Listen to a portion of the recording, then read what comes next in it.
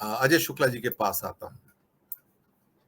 ये युवा वर्ग जो 80% उनकी ओर चला गया, इस युवा वर्ग की ओर कोई ध्यान नहीं देता। इंडिया गठबंधन की ओर से कोई लेना देना नहीं है उसको। बीजेपी ने यूट्यूबर्स की, इन्फ्लुएंसर की मीट बुलाई, एक नहीं बहुत सारी बुलाई। जयपुर में एस्ट्रोलॉजर्स की भी मीट बुला ली और कई और सिटीज में मीट बुला ली। सर, जब मैंने कांग्रेस के एक स्पोक्स पर्सन से जब एक बात कही मैंने कि भाई आप कभी कांटेक्ट करते हो उन लोगों को जो आपको सोशल मीडिया पे सपोर्ट करते हैं, प्लेटफॉर्म को, कभी एक बार आप थैंक यू बोलते हो उनको कि आप हमें सपोर्ट कर रहे हो? They are doing thankless job और आपके पास इतना टाइम नहीं है। और एक हमारे मित्र तो यहां तक बोल गए, कल एक चैनल पे, नाम नहीं बताऊंगा, पुराने वक्ता हैं, लंबे टाइम से काम करते आए हैं बड़े टीवी चैनल्स पे भी, वो कह बैठे कि जब भी मैं कांग्रेस पार्टी के दफ्तर में जाता हूं, मैं नमस्कार करता हूं, लोग आगे से जवाब नहीं देते नमस्कार का। ये एरोगेंस है सर। और 18 से 24 तो आपके स्लॉट पे से मिसिंग है, 80% तो वहां चले जाते हैं। मैंने आपको फिगर दे दिए सर, वो सारे फिगर मैंने बहुत मुश्किल से कलेक्ट किए सर, ये कि किस वर्ग के लोग मुझे देख रहे हैं, किस वर्ग के लोग उनको देख रहे हैं। सर 4 करोड़, यानी कि आपके वोट 22 करोड़ 90 लाख थे पिछली बार। सर वो वोट आपके ऑलरेडी 25 करोड़ क्रॉस कर गए इस बार, और हम वहीं बैठे हैं, हम कुछ नहीं सोचते उनके बारे में कि 18 से 24 का जो नया वर्ग है, जिसको मोदी जी रोज युवा युवा युवा कह के हैमर करते हैं, आईटी सेल हैमर करता है, सर हम क्यों नहीं हैमर करते? सर अजय शुक्ला जी, मुझे एक बात पे बड़ी हंसी आती है बोरा साहब, आपकी बात पे भी, कि आपके चैनल को आपने खुद फिगर बताया, देखने वाले युवा कितने, आपने खुद फिगर बताया। मैंने 100 चैनल को चैनलाइज किया सर मैंने। मतलब इसको अन्यथा मत ले, मैं दूसरी चीज कह रहा हूं। बहुत सारे चैनल्स की ही बात है, आपका मतलब इस तरह के जितने भी चैनल्स, उनमें यूथ की संख्या बहुत कम है। आप ही ने बताई कितने परसेंट है? जी मुश्किल से 15% है, 18 से 24 15%। 15%, यानी राउंड फिगर में ले लें तो 80% तो नहीं देख रहे हैं। जी बिल्कुल, तो 80% नहीं देख रहे हैं तो साहब हम इसका दोष राहुल गांधी को दें, खुद को दें, या किसको दें? क्या यह भी दोष कांग्रेस का है? नहीं है। तो अब क्या है, यदि भारतीय जनता पार्टी एक संगठन पर आधारित पार्टी है, उनके यहां फांसीवादी तरीका अख्तियार किया जाता है, तो क्या हम भी वही अख्तियार कर लें? नहीं, नहीं होना चाहिए। हम गांधीवादी थे, गांधीवादी रहे, और गांधीवादी थे इसीलिए टिके हुए हैं, नहीं तो अभी तक खत्म हो गए। क्या हमें भी जाति धर्म की राजनीति पे आ जाना चाहिए? नहीं।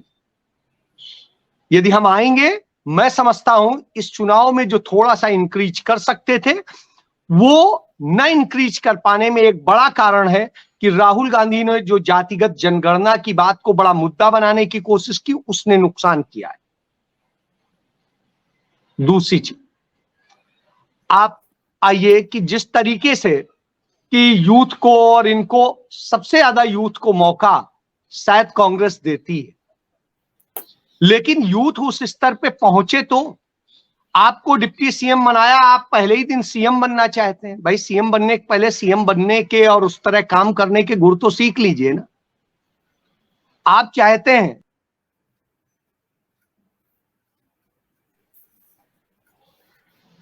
आपको कर दें, क्या आपके साथ में एमएलए खड़े हैं? नहीं खड़े हैं। फिर आप चाहते हैं कि सब कुछ मिल जाए। छोड़िए इस बातों को, मैं नतीजे पे आता हूं। जो नतीजा आया है 5 राज्यों के चुनाव का, मैं उस नतीजे को लोकतंत्र के लिए बहुत सार्थक मानता हूं, बहुत अच्छा मानता हूं, और मैं समझता हूं यदि यह नतीजा टिका तो 2024 में नरेंद्र मोदी सत्ता में नहीं होंगे। नंबर 1, इस सत्ता से मोदी के बाहर करने का एक बहुत अच्छा जनादेश है। इसको भी मैं बताऊंगा कैसे। इसके बाद में दूसरी चीज, कि इस पूरे नतीजे के बाद में एक चीज समझ में आई कि कांग्रेस ने बहुत अच्छा किया, गहलोत को नहीं हटाया। यदि गहलोत को हटा दिया होता तो कांग्रेस पार्टी वैसे तो 2020 में ही वहां डूब गई होती, लेकिन न 2020 में डूबती तो अब तो जरूर डूब गई होती 2023 में आके। लेकिन सौभाग्य की बात है, अच्छी बात है कि कांग्रेस पार्टी का वोट परसेंटेज वहां बढ़ा है, घटा नहीं। और यह स्थिति तब है जो तथाकथित यूथ लीडर हैं सचिन पायलट, उन सचिन पायलट ने अपनी सीट भले बचा ली, लेकिन अपने ही मतदाताओं और दूसरे और जो भी कोई थे उस वर्ग से एक सीट कांग्रेस को नहीं दिला सके। यानी उनकी औकात समझ में आ गई कि उनकी औकात नहीं है, लेकिन जादूगर की औकात आज भी है। वो वोट परसेंटेज हारने के बाद भी बढ़ा रहा है, ये समझ लीजिए। चलिए आइए मध्य प्रदेश में। मध्य प्रदेश में 0.4% वोट घटा है कांग्रेस का, 0.4%। बीजेपी का पिछली बार भी कांग्रेस से जो वोट परसेंटेज था वो 1% करीब ज्यादा था। पिछली बार जब कांग्रेस ज्यादा सीटें कुछ जीती थी और भारतीय जनता पार्टी कुछ सीटें कम जीती थी, लेकिन लगभग बराबर। इस बार भारतीय जनता पार्टी का 7% मत ज्यादा है। आप कहेंगे कि युवाओं को मौका नहीं दिया, क्यों? जीतू पटवारी नहीं थे कि कौन नहीं थे, कौन, सारे युवा थे, चाहे अरुण यादव हो चाहे दूसरे हो, तमाम युवाओं को। उनमें से कितने अपनी सीट बचा पाए? नहीं बचा पाए। लेकिन जो सीटें बची हैं उनमें अधिकतर वो वही बची हैं जो परिपक्व नेता थे या जो पुराने नेता थे, वही बचा पाए। और उन्हीं के बूते कांग्रेस पार्टी का वोट कंस्टेंट, मतलब 2019 से तुलना करेंगे तो करीब 6% से अधिक बढ़ गया है, 6% से अधिक बढ़ा है। यदि राजस्थान में बात करेंगे तो राजस्थान में भी करीब ऐसे ही 7% बढ़ा है। और इसी तरीके से छत्तीसगढ़ में जाएंगे। छत्तीसगढ़ में आप देखिए, मैं बघेल को साधुवाद देता हूं कि उन्होंने इतनी सारी विषम परिस्थितियों के बावजूद 1% ही सिर्फ वोट घटने दिया और कांग्रेस पार्टी को उन्होंने बहुत अच्छे ढंग से जीवित रखा है, अच्छे ढंग से। दूसरे किसी और दल को वहां पर खड़ा नहीं होने दिया है। कांग्रेस पार्टी और भारतीय जनता पार्टी ही है। भारतीय जनता पार्टी का वोट बढ़ा है, लेकिन बहुत बड़ा नहीं बढ़ा है, आप खुद बता चुके हैं इसको, इसलिए बार बार दोहराऊंगा नहीं। लेकिन कांग्रेस पार्टी का वोट बहुत नहीं गिरा है। समस्या कहां हुई? इसके बाद में और आ जाइए, तेलंगाना देख लीजिए। तेलंगाना में कांग्रेस पार्टी ने ट्रेमेंडस जीत दर्ज की है। उम्मीद नहीं की जा रही थी। क्यों नहीं की जा रही थी? क्योंकि जब से वो राज्य बना था वहां पर जिस तरीके से बीआरएस ने काम किया था, जन कल्याणकारी योजनाओं को लेकर उन पर शिकायत नहीं कर सकते। नरेंद्र मोदी की नफरत की नीति, ओवैसी की नफरत की नीति, वो दोनों वहां पर सबसे ज्यादा थी।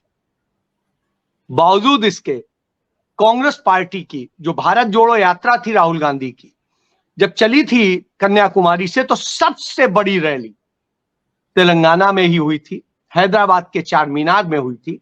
और उसके बाद में मोमेंटम जो बना वो लगातार कांग्रेस ने मेंटेन किया। रेवंत रेड्डी ने मेहनत की, जेल जाने के बावजूद। बेटी की शादी में पैरोल नहीं मिल रही थी, सुप्रीम कोर्ट से पैरोल 2 घंटे के लिए मिली, शादी में सम्मिलित होकर फिर जेल चले गए थे। यह स्थिति थी। संघर्ष किया, जीते और वहां सरकार बनी। छोड़िए, मिजोरम आ जाइए। मिजोरम में भारतीय जनता पार्टी का सारा प्रयोग चला। इन सारे प्रयोग के बाद में भारतीय जनता पार्टी 5% के वोट पर सिमट गई है। 2 सीटें जरूर ले ली। कांग्रेस पार्टी ने 20% से अधिक, 21% के करीब वोट अर्जित किए हैं। सीट उसकी एक ही है, लेकिन कांग्रेस समर्थित पार्टी जो एनडीए का पार्ट हुआ करती थी, वही पार्टी सत्ता में आ रही। तो उसका लाभ उस पार्टी को भी मिल गया, उसको मिल गया। भारतीय जनता पार्टी के दोनों प्रत्याशियों की यदि जीत को देखेंगे तो कहीं 60 वोट से जीत है, कहीं 125 वोट से जीत, इस तरह की है। चलिए ये भी छोड़ दी। मैं दूसरी बात कह रहा हूं, इन सारे के बाद, इस पूरे गणित के बाद में बस अब खत्म कर रहा हूं। यदि इसे अब लोकसभा पे आ जाते हैं तो लोकसभा में चूंकि जो स्थिति थी उस स्थिति से यदि मेल करेंगे तो कांग्रेस पार्टी ने सभी जगह इंक्रीज किया है, और इंक्रीज करने के बाद कांग्रेस पार्टी आज इस स्थिति में पहुंची है कि यदि उन्हें उन्हीं कॉन्स्टिट्यूंसीज के वोट को हम कंक्लूड करते हैं कुछ चीजों में, तो लोकसभा सीट के यदि परिप्रेक्ष्य में देखते हैं तो कम से कम मध्य प्रदेश में 12 सीटें कांग्रेस पार्टी जीतती, और कांग्रेस पार्टी इसी तरीके से राजस्थान में 10 सीटें जीतती है। इसी तरीके से कम 4 सीटें, वो 4 से 5 सीटें वो जीतती है छत्तीसगढ़ में। अब लास्ट चीज मैं बोलूंगा, इनमें जो कांग्रेस पार्टी के वोट को जिस तरीके से खराब किया, और जिस तरीके से बी टीम शब्द क्यों कह रहा हूं, क्योंकि बी टीम है नहीं है मुझे नहीं पता, लेकिन AIMIM जो है ओवैसी की पार्टी, उसने हर जगह पॉइंट समथिंग वोट काटे हैं। समाजवादी पार्टी ने 0.4% या उससे नीचे वोट काटे हैं, यानी उनकी औकात आप समझ लीजिए पॉइंट में है। इसके बाद में आम आदमी पार्टी ने भी हर जगह पॉइंट समथिंग वोट करके काटे हैं। ये सारे दलों ने जितनी सीटों की डिमांड की थी, जिस तरह की बात कर रहे थे, तो उस स्थिति में कहीं बन नहीं सकता था। यदि इनको सीट दी जाती तो भविष्य के लिए लोकसभा का चुनाव होता है या और चुनाव होते, बड़ा नुकसानदेह साबित होता। ऐसी स्थिति में मैं कहता हूं कांग्रेस ने बेहतर किया। यदि ये राज्य लूज किए हैं तो उसने लोकसभा चुनाव में जीत का गणित तय कर दिया है। तो ऐसी स्थिति में मैं कहूंगा कि कांग्रेस को बधाई दूंगा, राहुल गांधी को बधाई दूंगा, कमलनाथ को बधाई दूंगा, गहलोत को बधाई दूंगा और बघेल को बधाई दूंगा कि उन्होंने इतना बेहतरीन परफॉर्म किया है कि जिसके कारण आज कांग्रेस उन राज्यों में खड़ी है। रही बात तमाम तरह की, तुरंत आरोप आदमी लगा देता है कि अरे वो पैसा दे के टिकट दे दिया। कांग्रेस में मुझे एक से नहीं, मैं ये जरूर कहूंगा, कांग्रेस में एक आदमी नहीं कह सकता है कि उसने किस हाईकमान को पैसा दिया है। एक आदमी झूठ बोलने का कुछ भी हो, पार्टी में आपने प्रचार में और उसके लिए यदि फंड में दिया है, उस पैसे को आप नहीं कह सकते। निजी कोई पैसा वहां न लेता है न देता है। इस तरह का धंधा सिर्फ बहुजन समाज पार्टी में होता है, या कुछ और हो अलग बात है, मैं नहीं जानता।